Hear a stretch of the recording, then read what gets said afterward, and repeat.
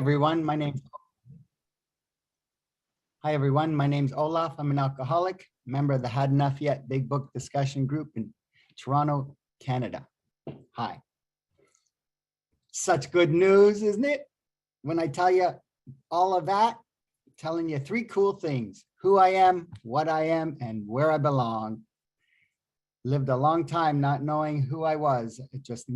I just kept getting told something wrong with you. Don't understand why you do the things you do. And I just don't get it. And I didn't either. I really didn't.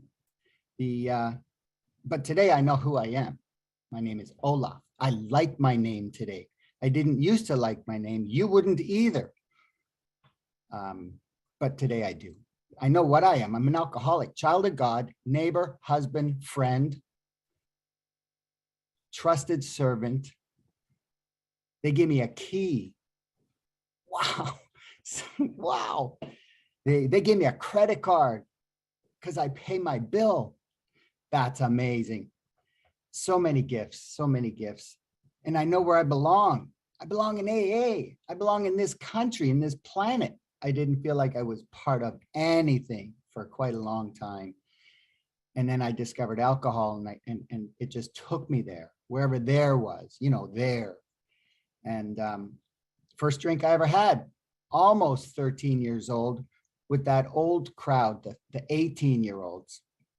Those are the ones that used to stand at the back of the portable and smoke. And I used to watch them. And I'd say, I wonder what they're doing. I wonder what they're talking about. Boy, it sure would be nice to hang out with them. And one day they invited me out, and I went to somebody's house in their basement, and we were drinking gin.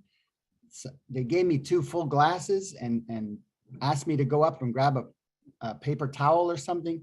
Somebody spilled something all over the television or whatever it was. And I got up on my feet and I could hardly stand. But wow, what an incredible feeling. This is better than going on the zipper. That's a ride at the amusement park that we have here in the summertime. Wow, this is fantastic. And I thought, this is the best I've ever felt in my life forever. I think I'm going to do this all the time. And somebody suggested, let's go eat something at McDonald's, which was about a 40-minute walk. And it was cold outside. There was snow on the ground.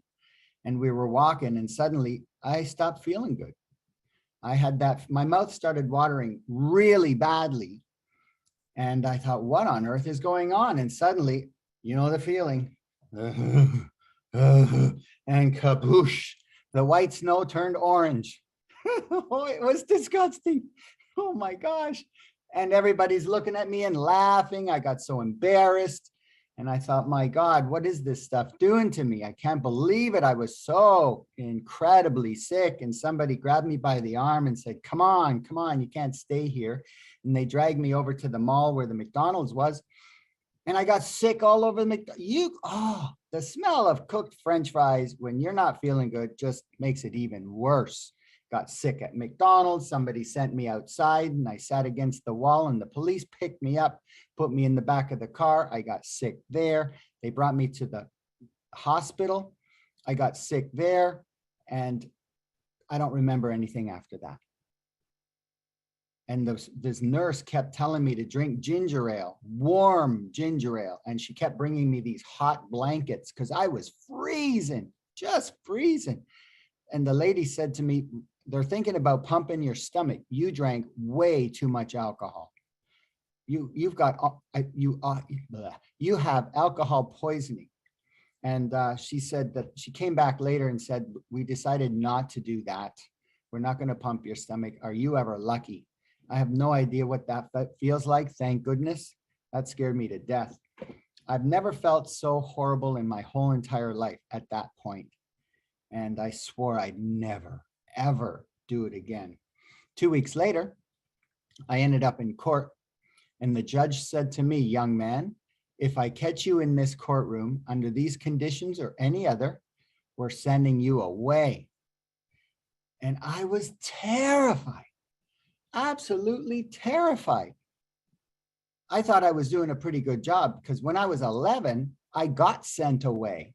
Mom sent me to a boys' home and told me, you're staying for good. We're glad you're gone. Goodbye. Because for some reason, I couldn't live a day without getting in trouble. There was only 3 rules. It should have been easy. Just 3. Do as you're told. Don't talk back. Do it right or not at all. That's it. Just 3 rules. And I just couldn't remember them all at the same time. I got an incredible amount of trouble. My brother and I got a lot of beatings, a lot of yelling and screaming going on in my house. And it was just really hard to live there. But after I got sent away, after the after the confusion of between rejection and the peace, I wasn't quite sure which was worse or which was better. I made a friend at the boys' home, and him and I got into a whole bunch of mischief, but I had a great time. I really did. When Mom and Dad came to visit me, that feeling of anger and rejection and just that not feeling good enough, not feeling, you look what you've done, and blaming them for everything, and not really knowing exactly what I was blaming them for, just feeling really confused and horribly unloved, completely and absolutely useless and worthless. And about 6 months later, my dad got me out and he said, you better behave or you're going back. And he threatened me with that for 2 more years on a real regular basis. If you don't do as you're told, you're going back to that home. You're going back. And that worked till I was 15. And he came at me and I grabbed him by his hands and I pushed him. I said, don't ever hit me again. Don't ever do that to me ever again. I was tall enough, old enough, confident enough, angry enough to stick up for myself. And he never did it again. For once in my life, I had the courage to stand up for myself. Growing up in a home where you do as you're told, don't talk back, do it right or not at all, you just do what you're told. And man, oh man, looking for acceptance, looking for freedom to just be myself was next to impossible, because everybody wants me to be a different person. I was this chameleon. I had this when and then thinking. When they like me, then I'll be okay. And I could never find a balance. I could never please anybody. I could never find acceptance until I found my first girlfriend and I was in love. Oh, wonderful experience. Just incredible. Finally, somebody who likes me. And that feeling went away after about 6 months, and we used to fight all the time. And that was normal for me. That was completely normal for me. And then I found alcohol again. And we used to go to the forest, and one of us would go to the beer store, wait for somebody that looked cool to go in for us. Hey, buddy, could you get me a 2-4? Right? Of the strong stuff. And they have strong beer up here. And so he'd come back with a case of 24, and we would sit there and just drink and drink and drink. And we did that. We did that. Finally, at age 15 and a half, Mom and Dad split up. Finally, it was quiet. Finally, it was quiet. She stopped screaming and Dad was nice and quiet. He'd get up, go to work, come home, lay down, look at the TV, and that was it. Until he met her, the one he was going to marry, who I didn't like. And she brought with her a daughter who I didn't like either. My brother and her got along famously, so it was them against me. And I wasn't happy about that either. I mouthed off to her one day and got kicked out. I didn't mean it. Get out. Okay. Dropped out of school, got a full-time job, started working with people from East Coast Canada. What they do there is they drink. If they're not working and sleeping, they're drinking. And I learned how to drink Newfoundland Screech, rum, and beer all together. And I got incredibly sick, but They had a good time with me and I had a good time with them. And that went on for 4.5 years. Man, oh man, did I ever get sick a lot. And I fall asleep everywhere I went all the time. I had a absolute horrible sleeping disorder. I just have a few and I'd be asleep no matter where. Snowbanks, schoolyards, bus shelters, on the subway, waking up at the last stop on the train, usually the wrong end. And the conductor would say, "Hey, buddy, get up." And he'd kick me out. And I'd have to either walk home or hitchhike home and meet some of the strangest people at that time of the night. Such a hassle. This drinking business is such a hassle, but I can't stop doing it. I like it. I like it a lot. This sitting around getting drunk's okay, huh? What do you think? And that's what I used to sit there, like a constant rewind the tape and play, say that. Oh, I would say that all the time.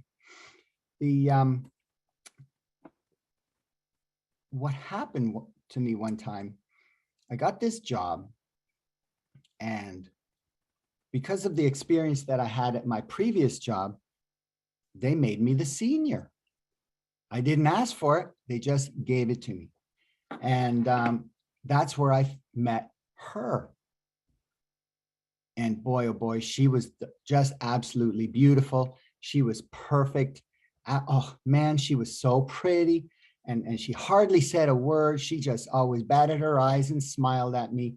And I just thought the world of her. And I asked her, I said, "So what are you doing on the weekend?" She says, "Nothing." I said, "Can we hang out?" She said, "Sure." 2 weeks later, she moved in. And I told Mom about her. By this time, Mom lives in New Orleans. She got married and she had a little boy. And I was telling Mom about her. And she says, "Wow, you sound real happy." I said, "Mom, I'm so happy. I met her." And she says, "You sound real happy." I said, "Yeah, Mom, I met her." He says, "What?" She said, "Why don't you come down and visit us for the summer? Take a week off holidays. You surely have a week holidays and you guys can come and visit." I said, "Really?" She said, "Yeah, come on down. Let me meet her." I said, "Okay." And so we decided, let's do this. We packed the car, and that was the night that she learned how to drive, because we don't have money for hotels. I fell asleep in the passenger side. I said, "Here, you drive, just keep going till you see the sign, New Orleans, and then wake me up and we'll find it." Wow. That's what happened. And so Mom really liked her. I was so happy about that. Getting Mom's approval was near next to impossible. Couldn't get her approval. Couldn't get her to agree with anything. It was real tough. But 3 days into our visit, Mom said, "You know what? You were right. She is a nice girl. This is the nicest girl I've ever met. Have you ever thought of getting married?" I said, "No, I'm 21. "Oh, come on. This is such a nice girl. Tell you what, I'll buy the rings. You can wear something of Harold," that's her husband, and Rosie can wear something of mine." And I thought, come on, are you serious? She says, "Yes, of course, I can make it all happen for you."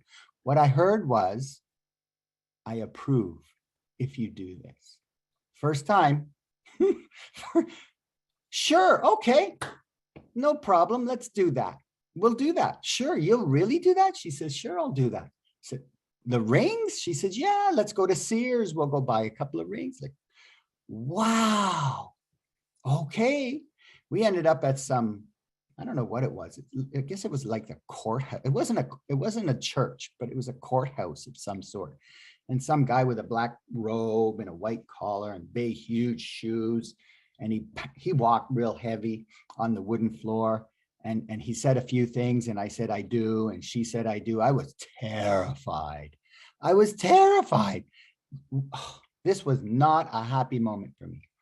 But it meant that I was married. I left there with a ring, and that's it. Sat in the back of the car with a 6-pack of Coors Light. Who drinks that? Couldn't even get a buzz on. Drank them all real fast. Nothing happened. I'm like, oh, get me home.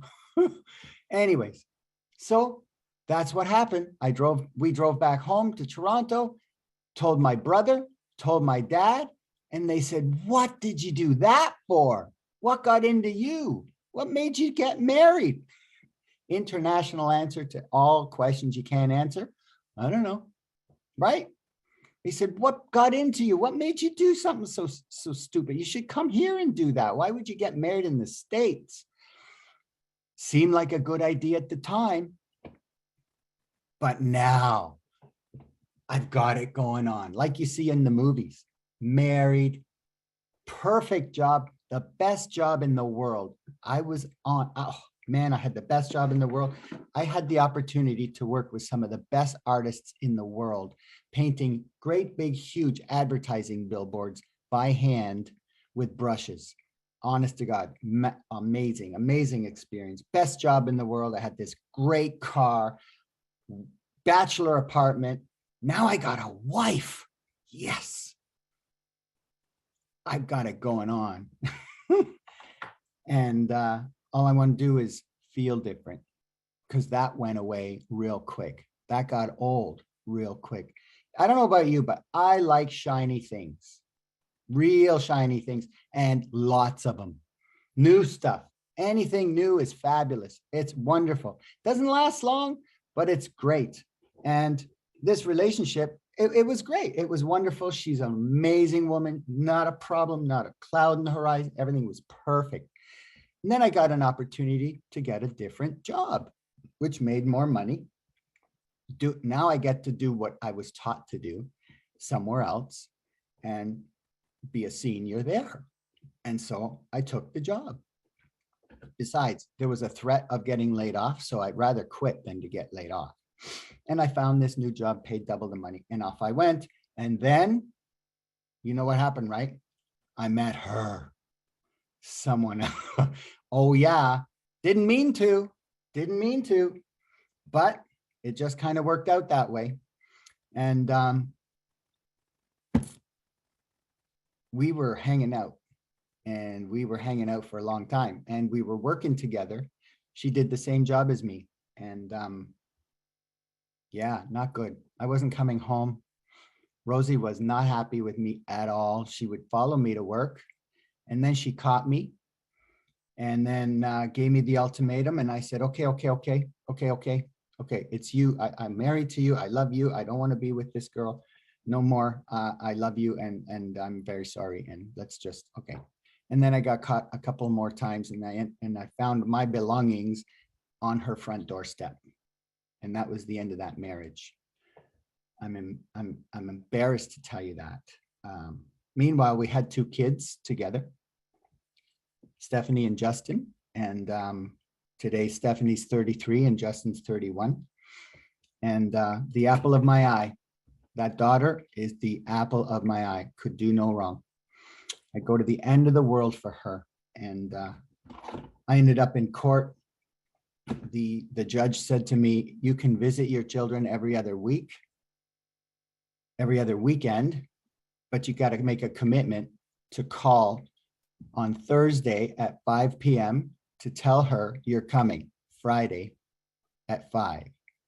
And then on Saturday at 5, I want you to call her and tell her you're coming 6 o'clock by 6 o'clock or by 5 o'clock Sunday, always 24 hours ahead. I said, okay, I'll do that. And I fulfilled that commitment.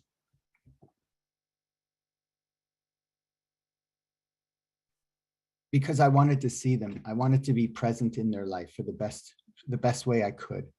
Meanwhile, back to drinking, I remember having this little old Rabbit, Volkswagen Rabbit, and it was a great car, except every time you went somewhere, you needed a quart of oil, and such a hassle, especially not having any money.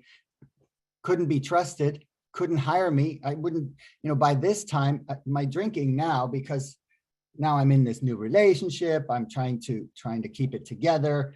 It's winter time. The oil company won't come and put oil in the furnace for under $100. And what a hassle. Now you got to give away $100 to stay warm.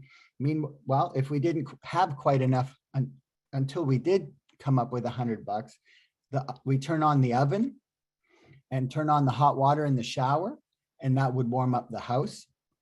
long enough to, wear winter coats and stuff. It gets real cold up here in Canada. And so that's kind of the way we heated the house for a little while until the oil company would come. That car of mine, one night, a friend of mine called me up and said, hey, let's go drinking. I said, yeah, but I don't have anything to drink and I don't have any money. The only money I have is enough money to buy a quart of oil. And we need that to get to work on Monday. This was Saturday night and nothing was happening at my house. And he wasn't going to come over to my house. So I thought, well, maybe it'll maybe it'll last. So we fought, we fought. We had an argument and that gave me an excuse to leave. Off I went. No, not even 15 minutes later, the car stopped. And I had to walk to the nearest store and called her up and I said, the car won't work. And what happened was I blew the engine. And so another, damn it, I should have listened, but I didn't. I was thinking of me. And so many stories like that. Turning the results over, I don't know. It was, all my troubles were of my own making. I know that now, but I didn't know that then. This girl and I, we stayed together for 5.5 years, and we were up north one weekend. We got into a great big argument. She got out of the car, slammed the door and said, I hate you. I never want to see you ever again as long as I live. This was the end. This was July the 16th, 1993. I believed her. I believed her. I believed that I was a no good for nothing SOB for years. I grew up believing that. Useless, worthless, hopeless. At this time in my life, I had no friends, none. No job, I couldn't get hired, and no money. Where we were living, we were on our way out, and we were half packed. And she got out of the car, and I started driving back to my friend's campsite. I had this moment of clarity, and I'm drunk out of my mind. I turned the car around. I had this moment of clarity. Where's she going? I got to go back and get her. I turned the car around to find her, and she was gone. Disappeared. And there's nowhere to go. The road was long, 20-minute walk easily. On either side of this dirt road, just barely enough room for two cars to squeeze past each other. On either side were fields, cornfields. And she was gone. And right before my eyes, my whole life went like this. Went right before my eyes. And I thought, why live? I can't live like this. I can't drink. I can't have a friend. I can't have a girlfriend. I can't have a family. I have nothing left. I might as well just end it. So I put my foot on the gas and just floored it, hoping that when I get to the main road, I'd smash into somebody and somebody'd smash into me and kill me. There was nobody there. So I turned the car back towards the highway and made my way home. And my mission was to find a truck to smash into and end my life, just kill myself. And I made it home, fell asleep once again, woke up with that feeling of, oh my God, what did I do? What happened? I can't believe what just happened. I better go back up and find her. And on my way up to back to the highway to go back to my friend's cottage where she was, Bill's car was in the driveway. Bill was a guy I used to work with, and we used to paint signs together at a big amusement park that we have up here. And he used to say things to me on Monday mornings. He'd say to me, hey, Olaf, how was your weekend? And he'd smile at me and get real close, and he could smell the booze coming out of my skin. And I'd look at him and I'd swear at him. I'd say, why would you ask me that? He says, Olaf, because I care about you. How was your weekend? And I'd walk away from him and just, I didn't want to tell him. And he'd say to me, hey, Olaf, what causes a problem is a problem. And I'd swear at him, and I just mistreated him really, really badly. And he said, have you had enough yet? When you do, come and see me. See, he used to tell me stories about the way he drank. He used to tell on himself, tell me things about himself that should never talk about in public ever.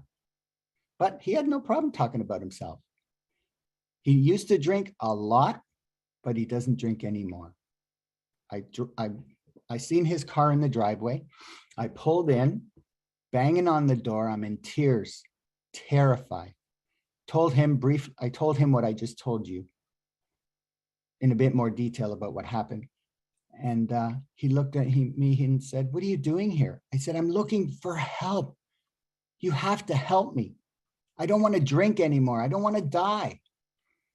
He crossed his arms and said, really? What are you willing to do to get sober and to get happy? I said, anything. And I brought him outside and I showed him the alcohol and the drugs that I had in my car. And I broke the bottles in the garbage and I got rid of everything right in front of him. I said, I'm willing to do whatever you tell me. Please help me. He said, okay, come on in. And he proceeded to tell me about the disease of alcoholism. That when I take a drink of alcohol, it goes into my body and it tells my mind I got to have another one. And once I start, I can't stop. I didn't know that. I mean, I knew that I wanted more once I started, but I didn't know I had a disease. And he just continued telling me more about himself. I said, so what am I going to do? What am I going to do? He says, we're going to go to AA meeting. All right, whatever. No idea what we were up to. Nothing. Had no idea what we were going to do. So off we went to a meeting where I heard some guy from Scotland that told us a long story, hard to understand, but he told about the way he used to drink, the problems he used to get into, and the friends he used to keep, and the places he used to live, and the geographical cure that he did going from Scotland to Toronto. And all the same things happened to him when he moved here. And that happened to me as well. Everywhere I moved, I took me with me. I thought I was getting away from it all. Nope, I took myself with me. The second meeting we went to was a men's big book discussion group. They were happy to see me. It was almost as if they were expecting me. I couldn't believe it. They were shaking my hand, patting me on the back. They gave me a big book, said, sit down, grab a coffee. We're so glad you're here. What's your name? And wow, boy, I never felt so welcomed in my life. The end of the meeting, they asked me to come back. They used to meet 3 times a week. They asked me to come back. And I felt like I was not alone anymore. For the first time in my life, I felt like I finally fit in and belonged somewhere. I was just so beyond me. I couldn't believe it. I turned my head to look at the door where we came out of, and there was a sign over the door of the building. It said Yana Place. I said to Bill, Bill, what's Yana? Who's that? He said, Yana stands for You Are Not Alone. I thought, wow, it hit me. That feeling of belonging and I'm home now. That just was so incredibly overwhelming. It brought me to tears. So finally, I arrived. Now I'm not drinking anymore. I'm going to meetings every day. And I'm like, okay, well, maybe tonight I'm going to stay home. And he says, didn't you drink on Tuesdays? I said, well, if I had money. He said, well, we're going to a meeting. Off we go to another meeting. Meetings. And about 3 months later, I get my 3-month coin, celebrating 3 months of not drinking. Day or two later, sobriety sucks. I hate this. I hate my life. I hate him, my sponsor. And she came back. Her daughter moved in. She's 12. And I tell you, everything is gone gray. I hate everything and everyone, and I'm complaining like crazy. Bill and I are working together again. And he said, Olaf, I'm tired of listening to you. Tell the group. So I told the group and they started laughing. And I remember my grand sponsor sitting there with his arms crossed. He says, what step are you on? I said, well, I don't know. He said, look at the wall. The steps were on the wall. I guess I'm on the first step. He says, no. First step brought you here. Step one brought you here. It's Thursday. Nobody, if you don't have a problem with alcohol, you're not coming to an AA meeting on Thursday. It's payday on Thursday. We're drinking. I said, right. Okay. Look at the second step. And I did. I didn't understand at all. I had no idea what that meant. See, Bill was not walking me through the steps. I wasn't even ready to receive this information. I couldn't fathom. I couldn't retain anything. My mind was going all over the place, but not that day. I was on the hot seat. And when you get on the hot seat, you better listen because they mean business. I watched other guys sitting on the hot seat and this was my turn. I was so scared, so incredibly scared. He said, you keep coming to these meetings? I said, yeah. He said, you got a sponsor? I said, yeah, Bill. There's a power greater than you. You feel better when you leave the meeting? I said, yeah.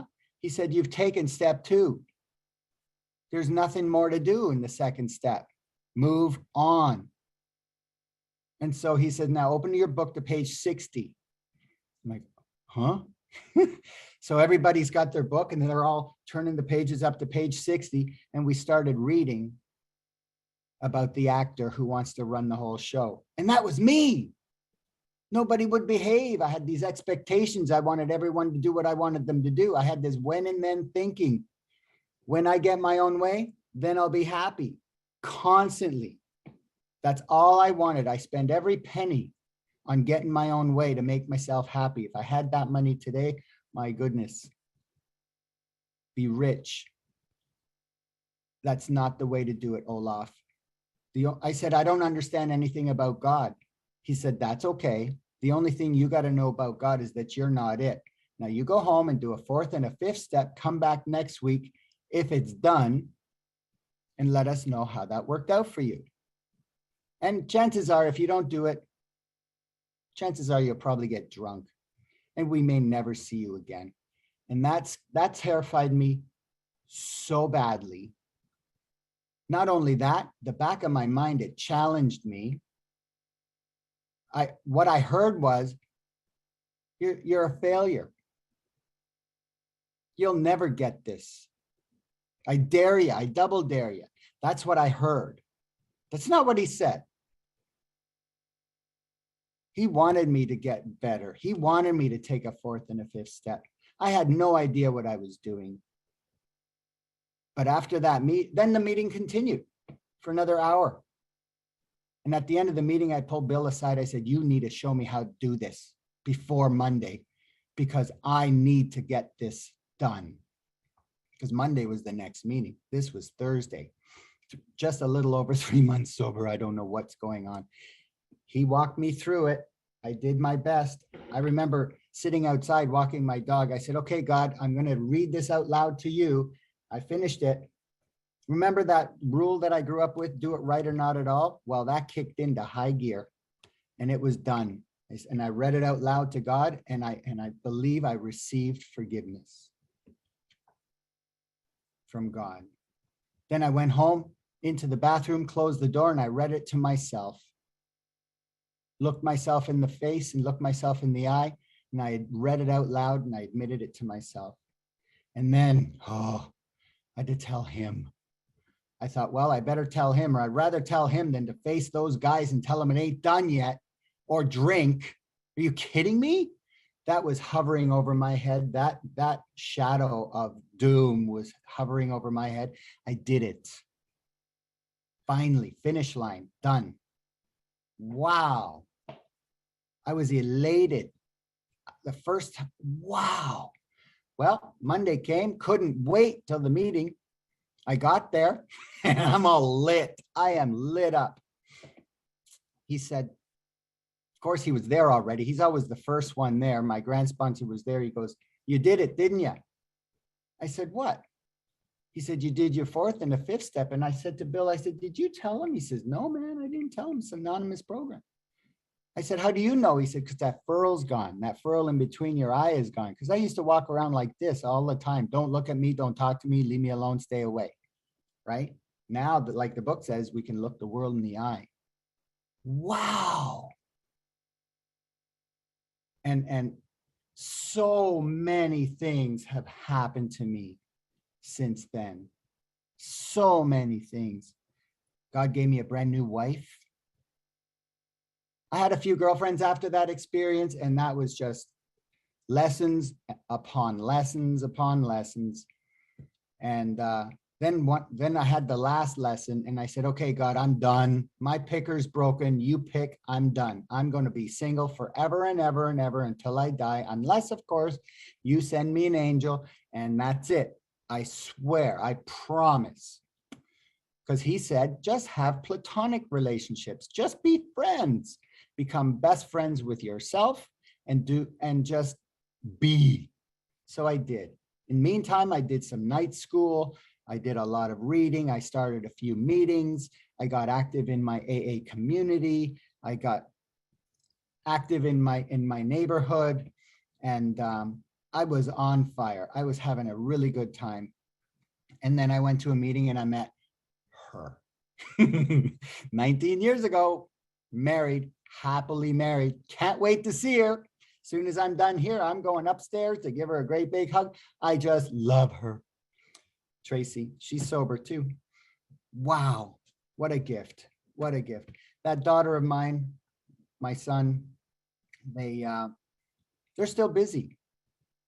They're busy. 6 years ago, the children's services came and took the children away from my daughter, 3 of them. The oldest is 16 today.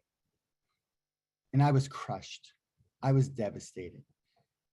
And soon afterwards, her life went into the ground, and I was devastated. All I could do is think about her, talk about her, think about her, talk about her, terrified, couldn't sleep, couldn't eat, couldn't work. I lived 2 lives, taking care of her, trying to take care of me and my family. I was just devastated by her lifestyle. And that went on for 6 years. And not too long ago, I was listening to a speaker, and he talked about grieving. We grieve our loved ones. Rather than making it all about me, how about thank him for the opportunity to be a dad. Dear God, thank you for the wonderful times that I had with Stephanie. Thank you, God, for the wonderful times I had with Justin. Both of them out there doing their thing. And that lit me up, because all this time I would complain and I remained. I complain, I remain. I complain, I remain. Rather be thankful and grateful. And that has really, really, really, really taken me to a new level.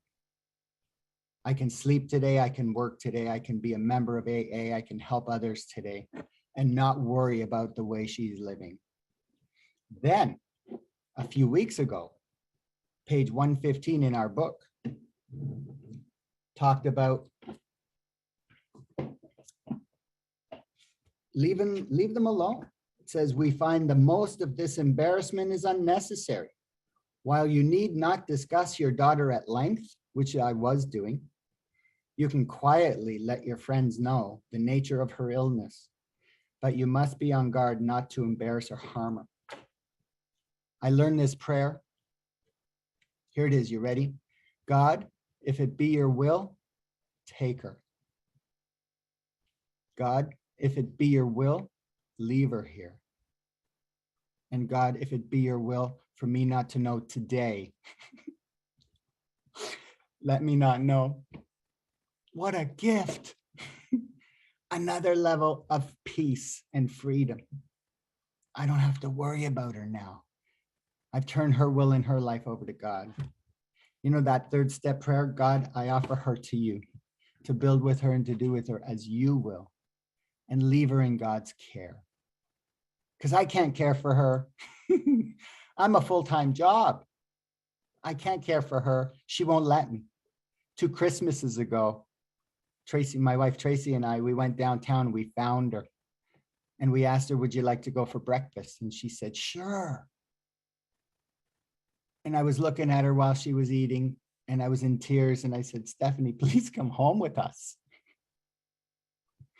What she heard me say was, don't take a, what she said to me was, asking me to come home with you is like telling you to quit going to AA. Don't you ever ask me that again. Leave me alone. If you just came down here to ask me to change my lifestyle, don't come back here. Don't ever bother me with that question again. And what my sponsor said was, she heard you say, try to take away her answer and give her a new answer. She's not ready for that. Leave her alone. And the way I felt for weeks after that kept me away for months and months. And then just not too long ago, I was talking to one of the guys I sponsor on the phone. And I got this message from something that we were talking about. I thought, why on earth am I so judgmental and critical? Here we go again. One of those things that caused me an awful lot of trouble. Why not go and visit her with the same mindset as I would coming to visit you in the hospital, right? If you were in the hospital for indefinitely, not quite sure when you're coming out, I would come and visit you and I would bring you, maybe I'd bring you a coffee. Maybe I'd bring you something to eat for lunch. Maybe I'd bring you some, for sure I would bring flowers, right? And I would sit there, I would comfort you and console you. And then I would say, I'll call you and I'd come back and visit you again next week. I wouldn't come into the hospital room and say, hey, get out of there. What are you doing laying there? Put your clothes on, put your shoes on, come with me. I wouldn't do that, not at all. So that very day after the conversation with the guy and my friend on the phone, I made a trip downtown to find her. I didn't find her, but I went back the next day with more time on my hands. And I was determined to find her. Somebody told me where she was. And I went up there and I found her. And I was on the phone with my sponsor that morning. And he said, just go and love on her. Just go love on her. You know what I did? I went and loved on her. Asked her if she wanted to go for lunch. She said, sure. Off we went. We went for lunch at the mall. We had the best time. We were listening to music on my cell phone. We went for a walk down through the mall. We stopped in one of the young girls store where you buy things for hair and nails and, makeup, jewelry and stuff. Spent a pile of money in there. It was so much fun. Then we sat and we had our lunch and we had the best time since she was little. We used to do that all the time when she was little, all the time. God gave me a gift. God gave me a gift. And then it was time for her to go back. So I drove back, parked the car. I said, I'll walk you back. She says, no, you don't have to do that. I said, I want to. Gave her a great big hug and a kiss and told her that I loved her. I'm free. If acceptance does not include approval. Acceptance doesn't include approval. I don't have to approve, but I have to accept. I believe acceptance comes in layers. And you know what? This has been an ongoing issue for me for the last 6 years. And nobody has ever one time told me anything. Turn right instead of left. I remember somebody at a meeting said, if we take all our resentments and all our cares and all our worries and we put them in a funnel like this, you know what comes out the bottom is fear.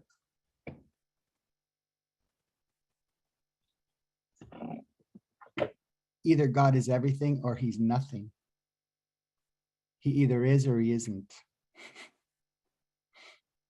What is our choice to be? I put my will and my life over to God's care. I can put your will and your life over to his care. Why couldn't I do that with my own daughter and my son?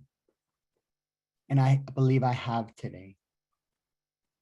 I'm in a new place and a new mindset. I learned this word, realize. I see the world with real eyes today, a little differently today. Tomorrow I'll see it a little differently again.